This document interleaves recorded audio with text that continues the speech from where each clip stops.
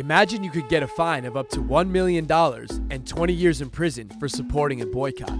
Well, under the guidance of AIPAC, Congress is considering a bill which will do just that. The aim of the bill is to make it illegal to support the BDS movement. It already has nearly 300 co-sponsors among Democrats and Republicans in both houses. But what is BDS? And why is everyone making such a big deal over it? BDS, or Boycott, Divestment, Sanctions, has three stated goals. 1. Ending the Israeli occupation and colonization of Arab territories. 2. Recognizing the rights of Palestinian citizens of Israel to full equality. 3. Allowing Palestinian refugees to return to their homes and properties as stipulated in UN Resolution 194. The movement emerged in 2005, 3 years after Israel began construction of an illegal separation wall, and a year after the International Court of Justice told Israel that building the wall on occupied Palestinian territory was illegal under international law. They call for a boycott of Israel as a form of nonviolent resistance to the occupation. Israel remains a violation of several United Nations Security Council resolutions relating to illegal settlement activity in occupied areas. Today, BDS is an international grassroots movement led by the largest coalition of Palestinian organizations with many celebrity supporters, including Desmond Tutu, Angela Davis, Roger Waters, President Evo Morales, Stephen Hawking, Adolfo Perez Esquivel, and Russell Brand. The movement maintains that it is an inclusive, anti-racist organization committed to human rights, which opposes both anti-Semitism and Islamophobia. However, the movement has been targeted by lawmakers, particularly in the US, UK, and France.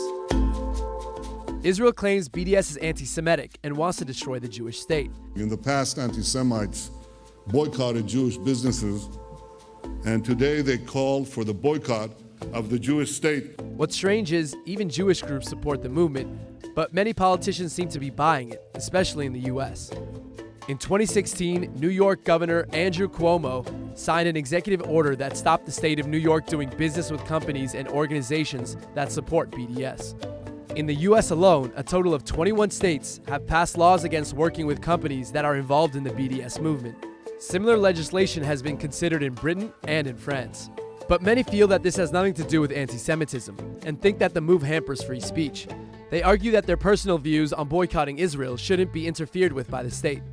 These voices have expressed concern inside and outside Israel, as criticism of Israel is more frequently labeled as anti-Semitic. But critics of BDS also have another concern. Here's the US ambassador to the UN saying Israel is being unfairly targeted. How tragic is it that of all countries in the world to condemn for human rights violations, these voices choose to single out Israel? And here's world-renowned human rights advocate Naomi Klein's response to that. The question is not, is Israel the worst state in the world? That's not what anyone is saying, and it's not true. The question is, what do you do when a people under illegal occupation come together and chart out a way for the rest of the world to express their solidarity and support them? The movement has had some successes. Many companies, including Barkin Wines and SodaStream, have stopped operations in occupied territories. G4S has left Israel completely. And the World Bank reports that Israeli imports from Palestine have decreased 24%, due in part to the boycott. Israel now recognizes BDS as a strategic threat and has committed a ministry to countering BDS. So does boycotting Israel make you anti-Semitic?